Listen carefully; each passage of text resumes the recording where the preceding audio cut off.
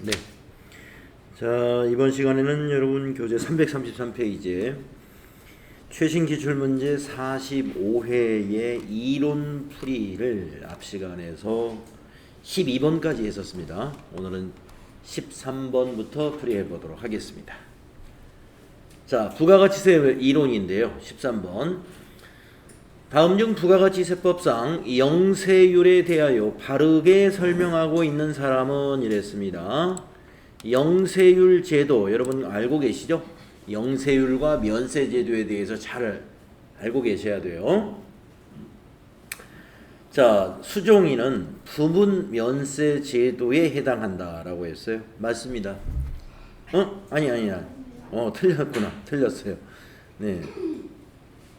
예, 부분 면세가 아니고 완전 면세죠. 부분 면세라고 하는 것은 면세 제도가 부분 면세예요. 면세 제도를 왜 부분 면세라고 하느냐? 매출세액은 없지만 매입세액을 자기가 부담하기 때문에 면세 사업자가 그러니까 부분 면세라고 하는 겁니다. 즉 소비자에게 면세를 주는 거예요. 사업자에게 면세를 주는 게 아니에요. 이해가시죠? 예. 그러니까 우리가 이제 느낌상으로 면세 사업자 그러면은 면세 사업자니까 세금을 안 내겠구나. 근데 면세 사업자를 보세요. 자, 제가 면세 사업자잖아요. 제가 만약에 학원을 하기 위해서 컴퓨터를 샀어요. 예, 여기 장비가 필요해서 그러면 컴퓨터에 부가세가 붙지 않습니까? 그 부가세 제가 부담하는 거예요. 근데 학원의 수강료가 만약에 10만 원 이렇게 정해져 있는 과정이 하나 있다고 봐요. 그러면 10만 원만 받아요. 부가세를 징수하지 않아요. 그래서 면세 사업자. 그러니까 우리가 만약에 수강료에 부가세를 징수하게 되면 그 부담을 누가 하게 돼요? 수강생이 부담하는 거예요. 사업자가 부담하는 게 아니지 않습니까? 우리 부가가치세는 소비자가 부담하는 세금이에요. 소비세이기 때문에 사업자가 부담하는 게 아닙니다. 사업자는 납세 의무자인 것이죠. 거래징수를 해서 납부를 대신해 주는 거예요. 납부 의무가 좀 귀찮을 뿐이지 세금은 소비자가 부담하는 것이지 사업자가 내는 세금이 아닙니다. 그래서 이거는 우리가 사업자가 내는 세금은 법인은 법인세를 내는 것이고 개인 사업자는 소득세를 내는 거죠. 사업소득세 5월 달에 내는 세금. 부가가치세는 사업자의 세금이 아닌 거예요. 자, 그렇기 때문에 영세율은 그럼 어떠냐? 영세율은 제가 만약에 영세율 사업자라고 봐요. 그러면 제가 컴퓨터를 필요해서 샀습니다. 예. 영세율 사업자는 컴퓨터를 사가지고 수출하면 영세율 사업자예요. 그러면 컴퓨터를 샀어요. 제가 만들진 못하니까 삼성 컴퓨터를 샀습니다. 그러면 삼성 컴퓨터에서 살 때 부가세 내가 부담합니다. 네, 그런데 제가 이거를 사가지고 저기 중국으로 수출을 하려고 그래요. 그러면 중국으로 수출할 때 영세율을 적용해줘요. 국내에서 소비를 안 하기 때문에. 그러면 매출세액이 없는 거죠. 영세율이니까. 예. 그리고 저는 국세청에다가 과세표준만 신고합니다. 과세표준. 내가 중국에 요만큼 수출했다. 공급가액으로 과세표준을 신고합니다. 그리고 부가가치세 신고 납부하는 날짜에 맞춰서 부가세를 신고해요. 어떻게 신고하느냐? 내가 이 컴퓨터 사오면서 부담한 매입세액이 이만큼이다. 라고 환급 신청을 하는 거예요. 자, 그러면은 영세율 사업자는 매출세액 부담 안 했죠, 자기가? 예, 거래징수 할 수 없어. 예, 외국에 냈으니까. 그 다음에 내가 부담한 매입세액 다 돌려받았죠. 그러니까 영세율 사업자는 부가가치세를 완전히 면제받은 완전 면세 제도에 해당이 되는 거예요. 네. 자, 그거 여러분 아셔야 되고, 그 다음에 소희 재화를 수출하는 사업자에 한해서 적용할 수 있어. 한해서 요게 좀 잘못됐어요. 그러니까 재화를 수출하는 사업자에 적용할 수 있어. 이렇게 하면 맞아요. 수출하는 경우에 영세율 적용해 주니까. 그런데 한해서 하면 어떻게 돼요? 그 외에는 영세율이 없다고 하는 거지 않아요? 수출하는 경우에만 영세율을 적용해 준다라고 했기 때문에 이건 좀 잘못됐어요. 왜 그러냐? 수출이 아닌 경우에도 영세율 적용해 주는 경우가 있어요. 국내에 있는 국제기구라든가 국내의 국제기구 또는 국내에 있는 외국 공관, 미국 대사관, 중국 대사관 이런 곳에 공급을 하면 영세율 적용을 받습니다. 그 다음에 미국 대사관이나 중국 대사관에 있는 그 미국 공무원이나 중국 공무원에게 판매하는 거 여기에도 영세율을 적용해줘요. 그렇기 때문에 반드시 수출만 적용하는 것은 아니다. 그 다음에 세 번째 사람, 매입 시 부담한 매입세액을 공제 또는 환급받을 수 있어. 이 사람은 맞았네요. 그렇죠? 영세율 사업자는 매입할 때, 자기가 매입할 때 부담한 매입세액 있죠? 전부 환급받습니다. 그 다음에 네 번째 사람, 영세율을 적용하는 공급가액은 과세표준에 포함되지 않아.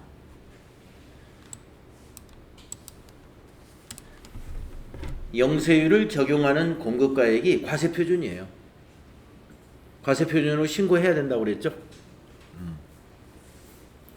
그래서 영세율 사업자 과세표준 신고합니다. 자, 그러면은 인거리가 맞았다. 이렇게 봐야 되겠네요. 3번이 답입니다. 다음에 14번. 다음 자료를 이용하여 가방 도매업을 영위하는 주식회사 한공이라는 회사의 22년 1기 예정 신고기간에 대한 부가가치세 과세표준을 계산하면 얼마인가? 주어진 자료의 금액은 부가가치세가 포함되어 있지 않은 금액이다. 포함되어 있지 않은 것이 과세표준인 거죠. 일기 예정이라고 했기 때문에 여기 날짜가 있을 때는 날짜부터 체크해야 됩니다.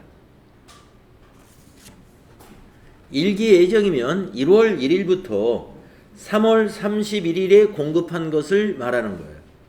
그러니까 혹시 날짜 중에 4월 것이나 5월 것이 있으면 그건 일단 제외예요. 기간이 안 맞으니까. 그래서 날짜가 있는 경우는 날짜 먼저 체크하시고 그리고 내용을 봅니다. 자, 판매 장려용 증정품이다. 네, 이걸 우리가 사업상 증여라고 그러죠. 네. 사업상 증여는 시가로 부가세를 과세합니다. 시가로 신고해야 돼요. 과세표준은 시가가 적용되고요. 두 번째, 가방을 수출했다. 네, 아까도 말씀드렸습니다만 영세율 적용하는 거죠. 그러나 과세표준으로 신고해야 되는 거예요. 600만 원 과세표준이에요.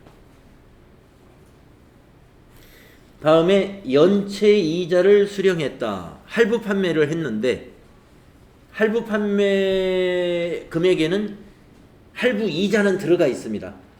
그거는 과세표준으로 신고하는 거예요.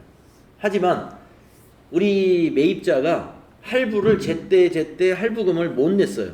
그래가지고 약정에 의해서 연체 이자를 우리가 받게 됐어요. 그 연체 이자는 그거는 재화의 공급하고 관계없는 거예요.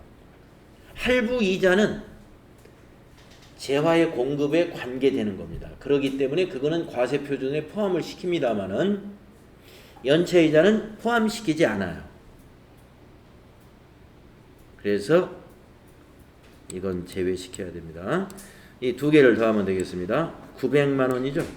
그래서 4번이 답이다. 자, 다음 문제.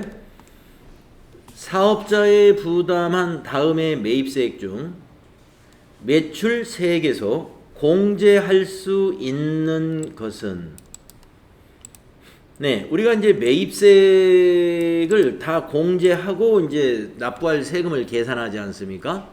그런데 이제 공제 받을 수 없는 것들 여러분 알고 계시죠? 접대비 관련된 거, 토지의 자본적 지출 관련된 거, 사업과 관련 없는 거, 이런 것들은 또 승용차 관련된 거, 이런 것들은 매입세 공제를 못 받아요. 그래서 여기는 그런 것이 아닌 게 뭐냐 이거예요. 받을 수 있는 것. 1번 토지의 형질 변경 관련 매입세 공제 못 받습니다. 이게 토지의 자본적 지출이에요. 두 번째, 거래처 접대할 목적으로 취득한 재화와 관련된 매입세. 네, 거래처에 접대하려고 선물 세트를 샀다. 거기에 관련된 매입세 공제 못 받아요. 세 번째, 과세 사업에 사용하기 위하여 취득한 화물차 유지와 관련된 매입세. 이건 문제 없죠? 승용차 아니잖아요. 화물차. 공제할 수 있습니다. 네 번째, 면세 재화인 도서를 제작할 목적으로 구입한 종이 관련 매입세. 자, 도서가 면세입니다. 면세 사업에 사용하기 위한 재료를 샀어요? 매입세 공제 못 받아요. 네. 면세 사업자가 매입세 공제를 못 받듯이 면세와 과세를 겸용하는 사업자라 하더라도 면세 재화의 생산에 필요한 재화를 매입한 매입세액은 공제를 못 받는다. 그래서 면세 사업 관련 매입세 공제 못 받는다는 것도 여러분 알아주시고요. 그래서 15번에 3번이 받을 수 있다 이렇게 판단하시면 되겠습니다. 자, 우리가 지난 시간부터 여러분이 이제 기출문제 45회죠. 45회에 이론을 한번 풀어봤어요. 이런 수준으로 문제가 나올 거예요. 우리가 45회는 지난해 문제이기 때문에 15문제 출제했습니다만은 앞 시간에 말씀드린 대로 앞으로 출제는 이론은 10문제가 나올 겁니다. 네, 10문제. 10문제니까 이렇게 이 정도 나올 거예요. 재무회계 7문제, 부가가치세 3문제. 네, 이렇게 10문제가 나오고 수준은 이런 수준으로 나와요. 그래서 이때까지만 해도 이제 우리가 한 문제가 2점이었는데 2점인데 이제 8월부터는 여러분은 이론 하나가 3점이 된다. 이렇게 알고 계시면 되겠어요. 그래서 이론이 중요해졌다라고 저는 봅니다. 과거보다. 왜 중요했어요? 한 문제당 점수가 커졌잖아요. 예, 한 문제당 점수가 커졌기 때문에 중요해진 거죠. 자, 그러면 다음 페이지로 넘어가면은 실무 수행 평가 문제가 나옵니다.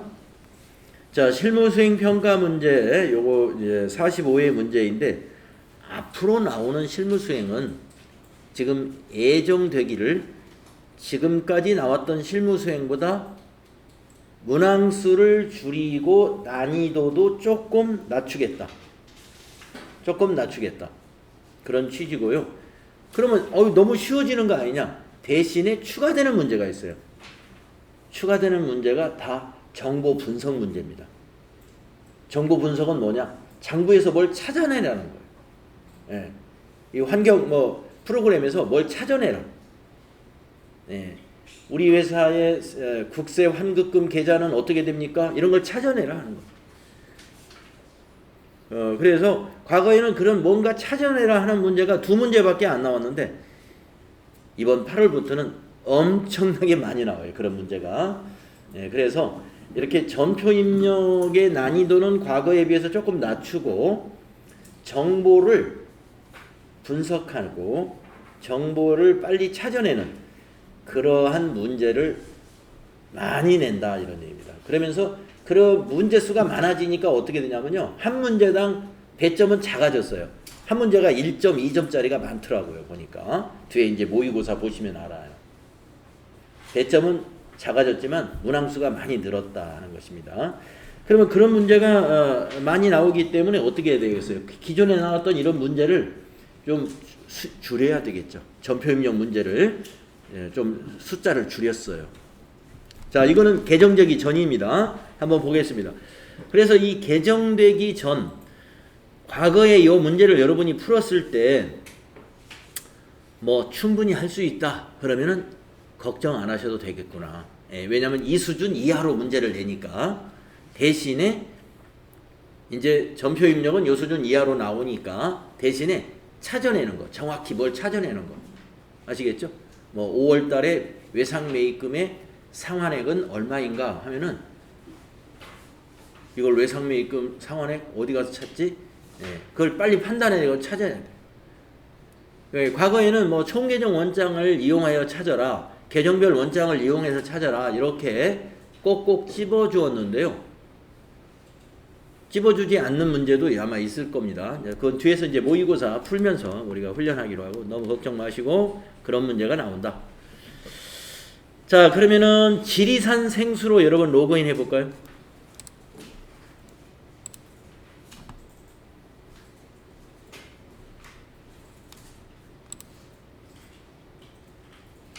(3101번) 아니지 3245죠. 3245 지리산 생수로 로그인 해주시고요. 자, 이번 시험에 나온 회사는 지리산 생수이고 청량 음료 등을 도소매하는 법인이다 이렇게 되어 있습니다. 그래서 문제 시작하실 때 여러분이 그 실무 수행 요의사항이나 이런 것은 매번 똑같은 내용이니까 이걸 뭐 시험 시작 전에 읽어보라고 시간을 주시면은 읽어보세요. 시험이 시작하기 전에 읽어볼 수 있는 시간이 있으면 읽어보시는데 시험 시작한 시간이 됐는데 이걸 다 읽어보고 할 필요는 없을 것 같아요. 이미 다 아니까. 실무 수행 요의사항 우리가 앞에서 유형상사 공부할 때 요 요의사항에 대해서 다 우리 정확히 공부했잖아요. 그러니까 이건 시험 보는 날 이거 읽을 것까지는 없을 것 같고요. 다만 오늘 우리가 푸는 회사가 어떤 업종의 회사인지는 한번 읽어보고 문제를 푸는 게 더 도움이 됩니다. 자, 청량음료 도소매하는 법인입니다. 첫 번째 문제, 기초정보관리 이해에 대해서 문제가 나왔어요. 사업자 등록증에 의한 회사 등록 수정 문제입니다. 지리산 생수는 사업장을 이전하면서 관할 세무서로부터 사업자 등록증을 정정 교부받았으며 세무서의 요청에 의하여 국세환급금 계좌를 신규 등록하였다. 사업자 등록증 내용을 확인하여 변경 내용을 수정하고 국세환급금 계좌를 등록하시오. 은행명은 이렇게 된다. 네. 그래서 사업장을 이전했으니까 당연히 주소 바뀌었을 거고 또 국세환급금 계좌 등록해라고 그랬으니까 요거 먼저 등록해 놓고 그 외에 뭐 이메일 주소라든가 또는 여기 업종 종목이라든가 이런 것이 혹시 바뀌지 않았는가를 체크해 보시면 되겠습니다. 자, 그러면 기초정보관리에 보시면 회사 등록이라는 메뉴 있잖아요. 네, 들어가시고 시험 보는 날은 회사 등록에 가면은 회사가 이렇게 많지가 않고 우리가 시험 보는 날은 요 하나만, 그날 시험 보는 회사 하나밖에 없을 거예요. 자, 주소를 바꿔주시는데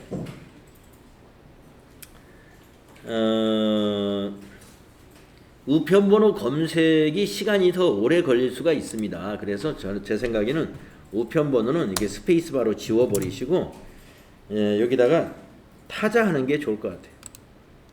서울특별시 강남구 강남대로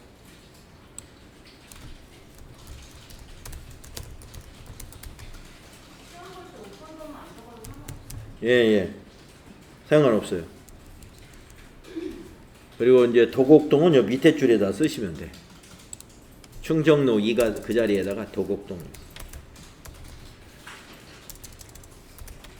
네, 시험에서 우편번호는 채점을 안 합니다. 네. 이제 검색을 하셔도 좋고요. 뭐 검색을 하셔도 좋고 이렇게 입력을 하셔도 됩니다. 그 다음에 여기 세무서는 바꿔줘야죠.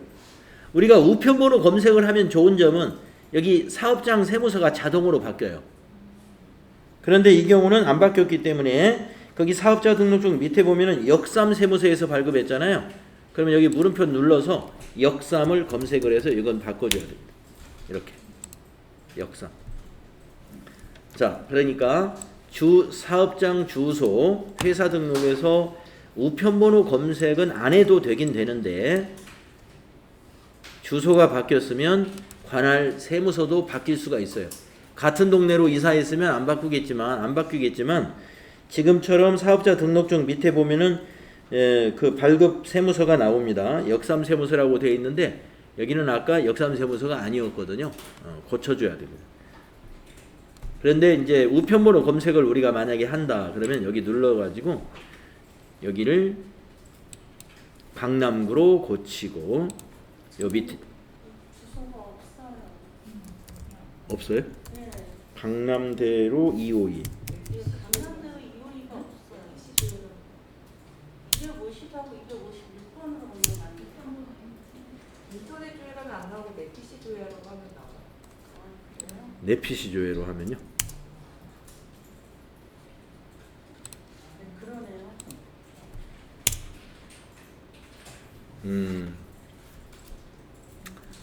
그래서 여기 문제에서 이런 문제를 낼 때는 우편번호는 채점 대상을 안 해요. 우편번호. 자, 그래서 이렇게 검색을 인터넷 조회 안 되는 경우 내 PC 조회 눌러서 이게 검색이 되면은 여기서 적용해 주시는 거예요. 이렇게 적용. 그러면 여기 세무서하고 지방세 법정 코드하고 요게 자동으로 바뀌어요. 그래서 세무서는 역삼 세무서로 바뀌고 지방세 법정 코드는 강남구청으로 바뀌게 됩니다. 근데 여기 우편번호 입력은 생략할 것이라고 지금 예시가 예시가 여기 있군요. 예. 생략할 것 그러니까 굳이 검색을 안 해야 되겠네요. 할 필요 없어요. 문제가 되게 이렇게 나옵니다. 우편번호 입력은 생략할 것 이렇게. 생략하라는 말은 그냥 이렇게 타이핑해라 이런 얘기예요. 근데 타이핑 하실 때 밑에 세무서는 바꿔줘야 된다.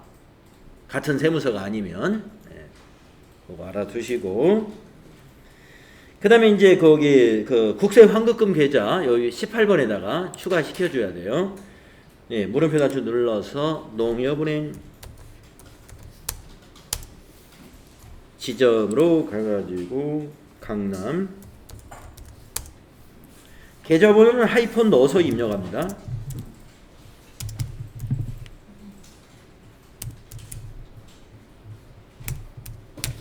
하이폰 넣어서 입력합니다. 네, 이렇게 하시고 자, 그 외에 업태와 종목 같은 거 변함 없습니다. 이메일 주소 혹시 바뀌었나요? 이메일 주소 안 바뀌었습니다. 근데 개업 연합이라고 설립 연합이 그 사업자에 있는 그 날짜로 하려고 하셨잖아요 처음에. 개업 연월이 2015년 3월 2일. 사업자 등록증에는 네. 사업자 등록증의 개업 연월일도 같은데요? 그렇죠. 밑에 날짜는 이거 발급받은 날짜고 개업 연월일은 저 위에 따로 있습니다. 여기 따로 있습니다. 네, 그래서 대략 이런 문제가 나오면 여기서 명시한 거 사업장을 이전했다. 그러니까 주소.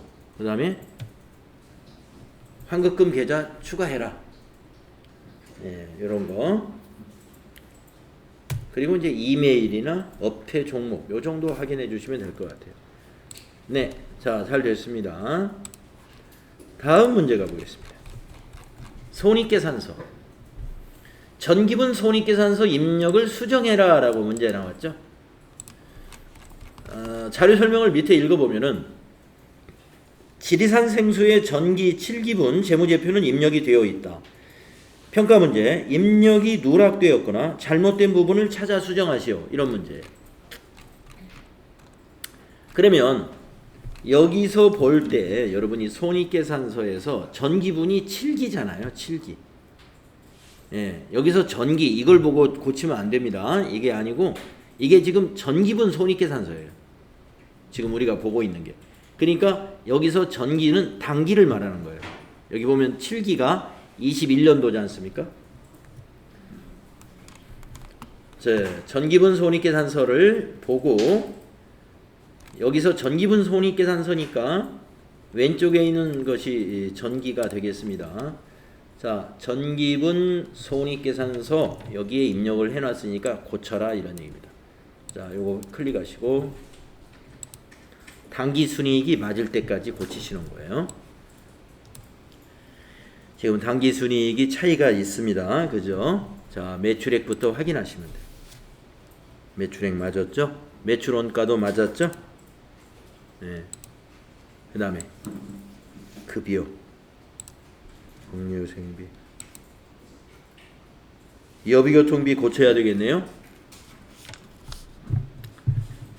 거기 클릭하시고 3500 플러스 새로 입력하면 고쳐지는 거예요.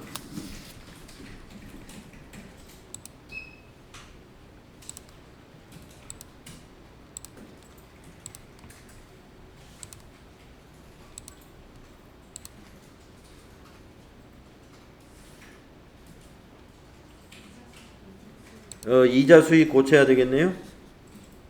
아닌가? 아, 이자 수익 맞네요. 이자 수익 고쳐야 돼요.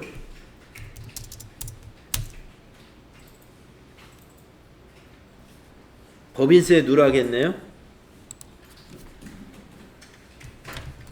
법인세 추가하세요. 맨 밑에.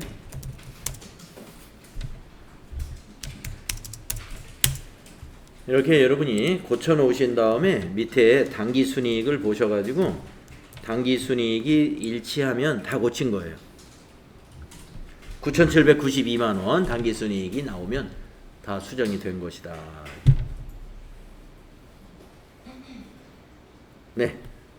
자, 또 그 다음 페이지로 넘어가겠습니다.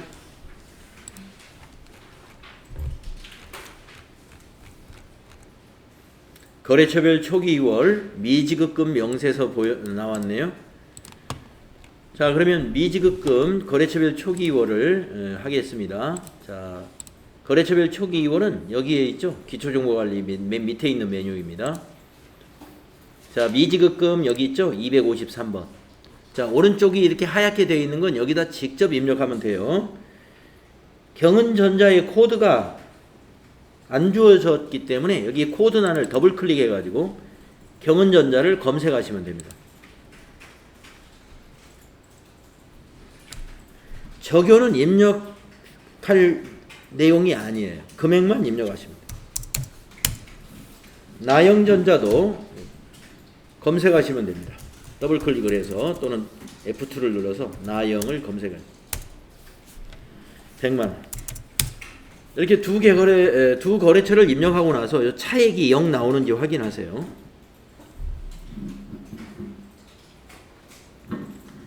자, 그 다음에 이제 장기차입금. 장기차입금을 여기 클릭합니다. 그러면 조금 전에 미지급금하고 다른 점이 뭐냐면 장기차입금을 클릭했을 때 오른쪽이 열려 있지 않아요. 비활성화되어 있다는 거죠. 그런 계정 과목은 여기를 장기차입금을 더블 클릭합니다. 그래서 여기다가 입력을 해야 돼요. 자, 가연물산 코드 모르죠? 예, 역시 여기서도 F2나 더블 클릭 눌러가지고 가연물산을 검색합니다.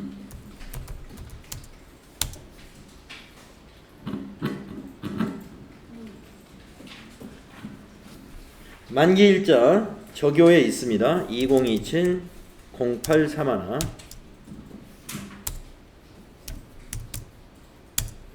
차입금 번호는 없어요. 지나가면 됩니다. 금액은 850만원. 상환조건 이런 거 적요에 있습니다. 일시.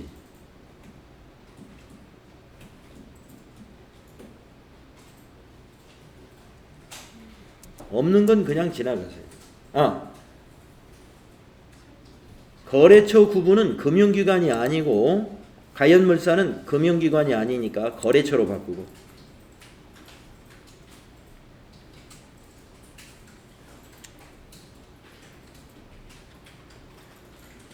최초 차입일 고치십시오. 적요에 있는 것만 입력하세요. 최초 차입일은 2021-0831로.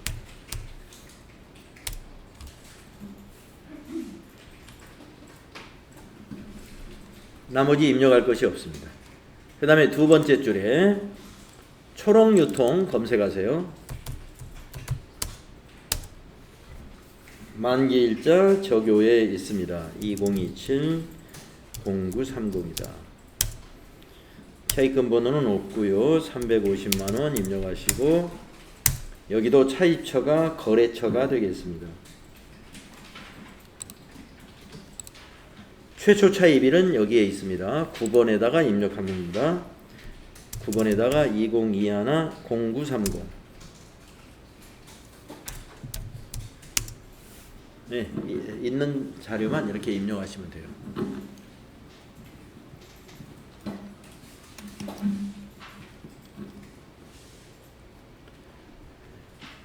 있는 자료만 입력합니다. 자, 그러면 밑에 차익이 0 나왔죠? 예, 됐습니다. 이제 이걸 닫으시면 돼요.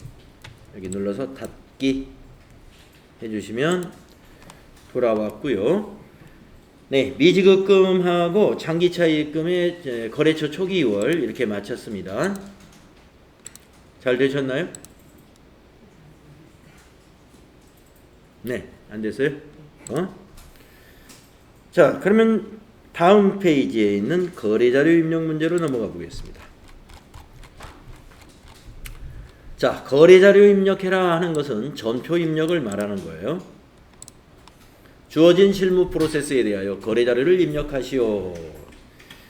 자, 1번 문제. 3만원 초과 거래자료에 대해서 영수증 수취 명세서까지 작성하는 문제를 출제했다, 이런 얘기입니다.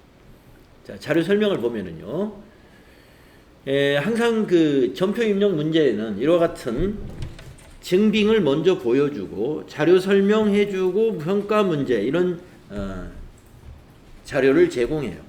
그러니까 여러분이 자료 설명과 평가 문제를 읽고서 이 증빙을 보고 전표를 입력하면 되는 겁니다. 자, 자료 설명을 보면은 직원의 복리후생을 목적으로 나누어줄 일회용 마스크를 구입하고, 네, 그럼 벌써 개정 과목을 뭘로 해야 되겠다 하는 게 정리가 됐죠. 뭘로 하면 됩니까? 네, 복리후생비로 하면 되겠구나. 대금은 현금으로 지급했다. 아, 출금 전표로 쓰면 한 줄로 쓸 수 있겠구나. 회사는 이 거래가 지출증명서류 비수치 가산세 대상인지를 검토하려고 한다. 왜 검토할까 보니까 10만 원이 넘는데 영수증을 받았어요. 자, 평가 문제 1번. 거래자료를 입력하시오. 이거 전표 입력하라는 얘기고요. 2번. 3만 원 초과 거래이기 때문에 영수증 수취 명세서를 작성하라 하는 문제입니다. 두 가지를 해야 됩니다. 자, 거래자료 입력 일반 전표에 입력해야 됩니다. 부가세하고 관련이 없는 거래이기 때문에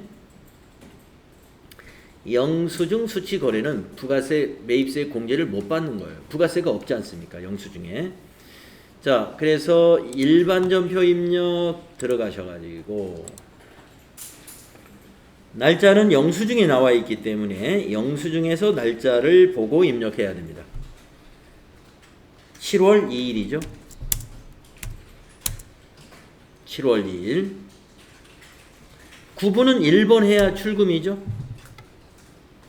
코드는 복리후생비 800번대.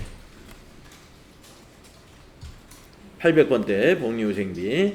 자, 비용은 거래처를 안 넣어도 됩니다. 건강약국이라고 여기다 꼭 넣을 필요는 없어요.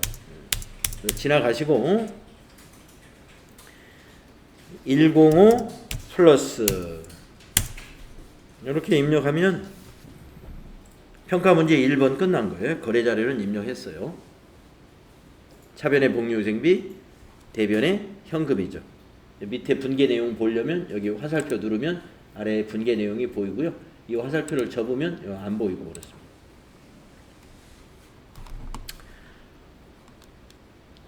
이거예요.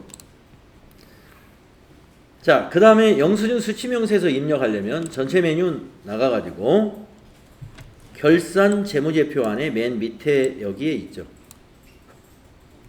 영수증 수취명세서 1과 2를 작성하라고 그랬는데 처음에 2에다 작성을 하면은 1은 자동으로 작성이 됩니다.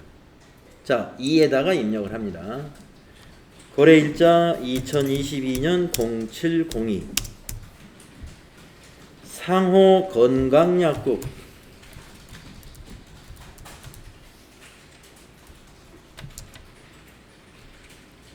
거기에 영수증 보시고 입력하면 돼요.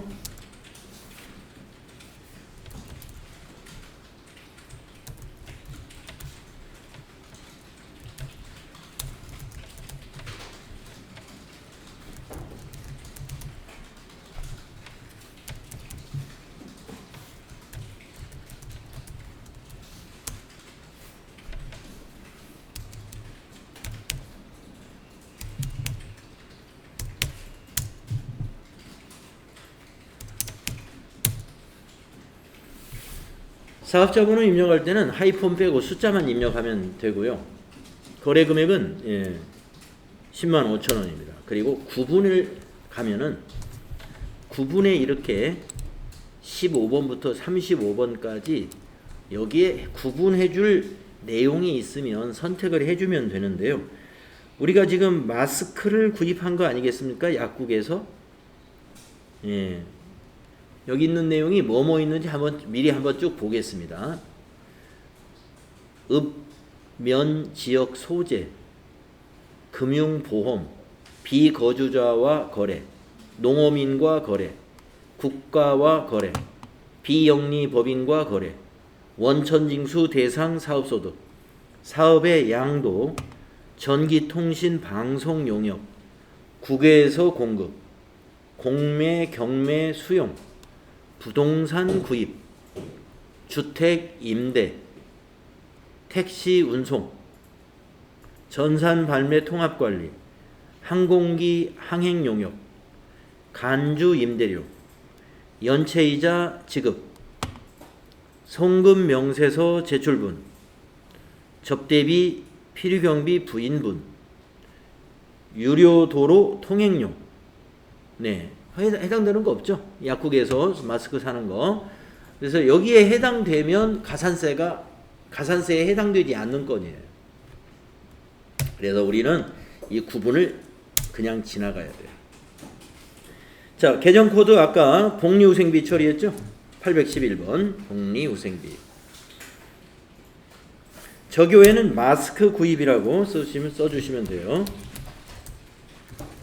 네, 저교에는 뭘 쓰느냐? 영수증에 있는 품명을 쓰는 걸로 알고 계시면 돼요. 이렇게 작성하신 다음에 여기 밑에 파란 글씨로 된 내용을 보시게 되면은 반드시 영수증 수출명세서 1을 확인하세요. 그러니까 여기 열로 가봐야 돼. 1을 확인을 해야 돼. 그래서 뭘 확인하느냐? 명세서 제출 대상으로 왔는가? 그 다음에 총계에는 반영이 됐는가? 이런 걸 확인하셔라. 이 두 가지 확인했으면요. 닫으면서 저장 단추까지 눌러놓습니다.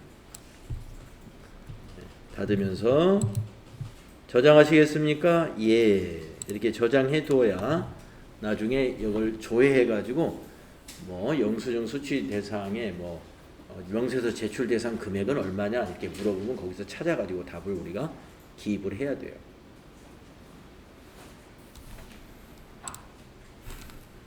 다음 문제 보겠습니다. 네, 이렇게 어음 관련 거래 문제를 한 문제 정도 꼭 나올 거예요. 우리가 유형상사에서 연습할 때 말이죠. 거래자료 입력 문제 연습할 때 그 어음 관련 거래를 다 연습했습니다. 보관, 발행, 또 받을 어음의 만기, 또 발행한 지급 어음의 만기, 그 다음에 중도에 어음을 할인하는 경우, 그 다음에 배서 양도하는 경우, 이렇게 다 연습을 했거든요. 그 중에서 한 문제가 나올 거라고요. 자, 발행 어음의 만기라고 되어 있네요. 자, 자료 설명을 봅니다. 주식회사 세린 유통에 지급한 어음이니까 지급 어음이구나. 지급한 어음이 만기가 되어 국민은행 당좌 예금임 계좌에서 결제되었다. 아, 당좌 예금에서 돈이 찾으신 금액, 돈이 인출됐구나. 그럼 이제 당좌 예금에서 인출됐으니까 당좌 예금 대변, 지급어음은 만기됐으니까 부채 감소 차변. 이렇게 자료 설명에서 벌써 개정 과목과 그 개정 과목이 차변에 가야 되는지 대변에 가야 되는지 딱 정리가 됩니다. 자, 평가 문제 읽어봅니다. 1. 거래 자료 입력하세요. 저렇게 입력하면 돼요. 그 다음에 2. 자금 관련 정보를 입력해서 지급어음 현황에 반영하시오. 지급어음 개정 과목 확실하죠? 네. 지급어음에 반영해라. 그래서 자료 설명과 평가 문제를 꼭 잘 읽어보셔야 실수하지 않고 정확하게 우리가 입력할 수가 있게 됩니다. 자, 그러면 이제 거래 자료를 입력하는데요. 여기 통장에 거래 날짜로 입력하면 되겠네요. 자, 7월 20일 일반 전표죠. 부가세하고 관련 없는 거래니까. 자, 일반 전표 7월 20일로 바꾸시고 차변에 지급어음 부채 감소. 지급어음은 거래처 코드를 반드시 넣어야 됩니다. 그 어음에 보시면 세린 유통에다가 우리가 발행한 거예요. 우리 회사는 지리산 생수입니다, 여러분. 네. 그래서 여기는 거래처가 세린 검색하시면 되겠고, 금액은 1,000,000원, 대변은 102번 당좌예금. 은행을 넣어야 되죠. 은행은 국민은행. 당좌가 되겠습니다. 여러분, 이렇게 국민은행이 두 개일 때는요, 보통과 당좌로 나누어지니까 꼭 당좌는 당좌, 보통예금은 보통, 정확히 선택해야 됩니다. 당좌 1,000,000원 이렇게 입력하시면 되겠습니다. 그 다음에 평가 문제 2번에 자금 관련 정보를 지급어음 현황에 반영하라는 건 무슨 얘기냐? 여기 지급어음줄을 마우스로 클릭하신 다음에 F3을 눌러라, 이런 얘기예요. F3 눌러가지고 네, 밑에 이제 만기가 결제거든요. 결제. 어음 상태는 그대로 두시고 어음 번호를 더블 클릭하는 거예요. 그러면 세린유통 만기되는 어음을 딱 찾아줍니다. 그리고 밑에서 선택 누르면 됩니다. 예, 우리 자금관리에서 만기가 제일 간단해요. 어음 선택하는 걸로 더 이상 할 것이 없어요. 끝났어요.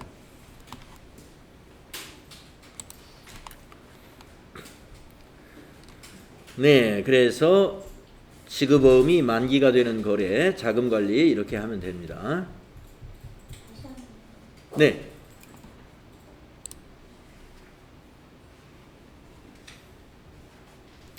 자, 다음 문제 3번을 보겠습니다.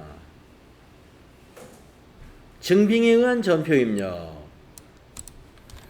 자, 자료 설명과 평가 문제를 꼭 읽어야 돼요. 거래처 직원과 식사하고, 거래처 직원과 식사? 접대비가 떠올라죠? 거래처 직원과 식사하고 식사 대금을 결제 후 받은 체크카드 매출 전표이다. 요 체크카드 여러분 조심해야 됩니다. 신용카드가 아니에요. 체크카드. 자, 밑에 체크카드에 대한 추가 설명이 나옵니다. 이 체크카드는 신한은행 보통예금 계좌와 연결되어 있다. 보통예금이다, 이런 얘기입니다. 그러니까 우리가 식당에서 식사하고 신용카드로 결제하면 그게 부채가 됩니다. 미지급금. 그런데요, 여러분들 체크카드로 결제했다. 체크카드는 우리 그 통장하고 직접 연결돼서 내 통장에서 빠져나가는 거예요. 잔액이 없으면 안 돼요. 체크카드는 잔액이 있으면 잔액 부족으로 딱 떠요. 네, 잔액 부족. 그래서 식당에서 잔액이 부족합니다 하고 예, 카드를 못 받죠. 체크카드를. 그러니까 여러분 체크카드 결제했다 이 문제 가끔 나옵니다. 요새 체크카드를 많이 써서 그런 것 같아요. 그러면 체크카드는 연결된 통장 즉 여기서는 보통예금 신한은행이 개정 과목입니다. 자, 그러면 이제 정리가 됐습니다. 네, 거래처 직원과 식사했으니까 차변의 비용 발생 접대비가 되고 보통예금에서 돈이 결제됐으니까 대변은 보통예금 신한은행이 된다. 이런 내용이죠. 거래자료 입력하시오. 다른 추가 사항이 없죠? 자, 부가세가 있지만 매입 매출 전표에 입력하지 않는 이유는 뭐냐? 접대비 관련 매입세액은 공제 못 받는 거기 때문에 매입 매출 전표에 입력을 해서는 안 되는 거예요.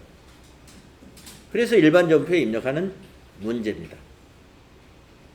아시겠죠? 자, 이제 전표 입력하셔가지고 날짜는 그 영수증에 매출 전표에 보면 나와 있어요. 8월 3일이죠. 그리고 차변이죠. 3번 차변에 접대비 800번대 접대비 813번 네, 쭉쭉쭉 지나가시고요. 금액은 13만 2천원. 대변은 103번 보통예금. 거래처는 은행으로 꼭 넣어야 돼요. 신한은행 보통 아니다.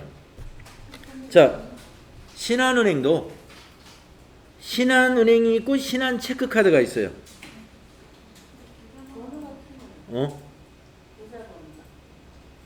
그 위에 거네. 그러면 신한은행 보통 체크카드가 아니고 네, 보통으로 해야 돼요. 위에 걸로. 밑에 걸로 하면 틀립니다. 자, 그리고 대변에다가 13만 2천원 이렇게 하시는 거예요. 자, 요 3번 문제 우리 풀었던 거 좀 귀한 문제가 되겠습니다. 지금까지 우리가 쭉 이런 그 문제 이와 유사한 문제들은 대부분 다 뭐 삼성카드로 결제했다, BC카드로 결제했다 이런 유형으로 문제를 지금까지 연습해 왔어요. 근데 지금 지난 45회 기출문제에서 체크카드로 결제했다. 이 체크카드는 통장 어디하고 연결된 거다. 그랬을 때는 이걸 신용카드로 생각하면 안 됩니다. 그 통장으로 봐야 돼요. 보통예금으로 분개해야 된다. 이거 잘 챙겨두십시오. 그래서 45회에 이런 문제를 냈기 때문에 앞으로도 이런 문제를 낼 확률이 높아요. 매번 나오진 않겠지만 띄엄띄엄 낼 거란 말입니다. 이게. 자, 한 문제 더 하고 쉬었다 하겠습니다. 4번 기타 일반 거래. 출장비 정산서가 있습니다. 자, 밑에 자료 설명 평가 문제를 읽어보면은요. 8월 16일 날짜를 주고 출장을 마친 직원의 출장비 정산 내역을 보고받고 차액은 현금으로 받았다. 현금으로 받았다. 차변이 현금이 오는 거죠. 8월 13일 거래를 확인한 후 거래 자료를 입력하시오. 8월 13일 아마 가지급금이 있었나 봐요. 자, 그러면 8월 13일 일반 전표를 조회를 해야 됩니다.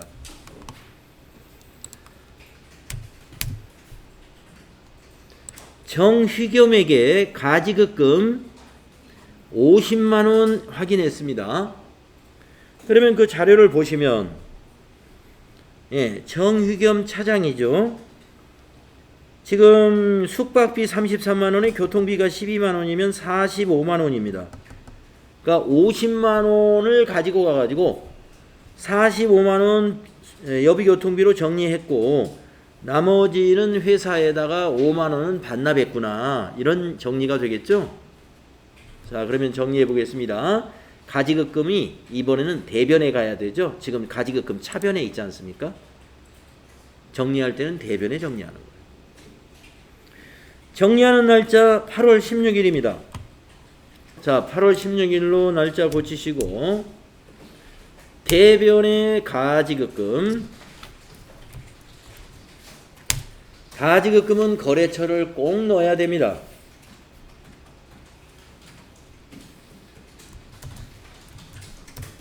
정의견 50만원 대변에 기록하시고 차변은 두 가지로 나누어지죠. 여비교통비 45만원